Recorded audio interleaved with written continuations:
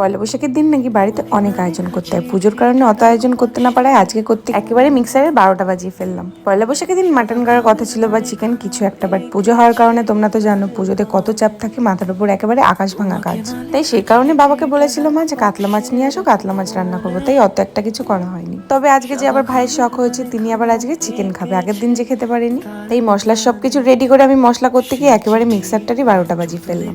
নাও, শুধু কি মাংস করলে হবে, তার সাথে তো অন্য কিছুও করতে হবে নাকি, সেটা কিন্তু আগে করে রেখে দিয়েছি। তবে আমাদের বাড়ির সবাই কিন্তু মায়ের হাতের চিকেন রান্নাই সবচেয়ে বেশি ভালো খায়। একটু ভয় ভয় কাজ করছিল মনে, যে আজকে তো আমি রান্না করছি, জানি না কেউ খেতে পারবে কিনা। তবে না, অতটাও যে খারাপ রাঁধুনি না আমি। তাই একটু একটু ওসব না ভেবে একেবারে রান্নাই বসিয়ে দিলাম। মাংসটাকে ভালো করে আগে ম্যাগনেট করে নিয়েছি, তারপর দিয়ে দিলাম একেবারে কড়াইতে কষানোর জন্য। তবে এই দুদিন ধরে বাইরের ওয়েদারটা এত সুন্দর, হালকা হালকা মেঘ, সবসময় মনে হচ্ছে ঝড় আসবে, এরকম একটা ওয়েদার। ঘরে এত পরিমাণে গরম, তাই মা দরজার সামনে বসে বসে বাইরের হাওয়া। তবে সত্যি একদিন কিন্তু প্রচুর পরিমাণে গরম পড়েছিল, এই দুদিন যেন একটু শান্তি লাগছে হাওয়াটার। তবে এবার দেখে না আজকে কি কি রান্না করেছি। ভেন্ডি ভাজা, চিকেন, এই ছিল আজকে দুপুরের লাঞ্চ।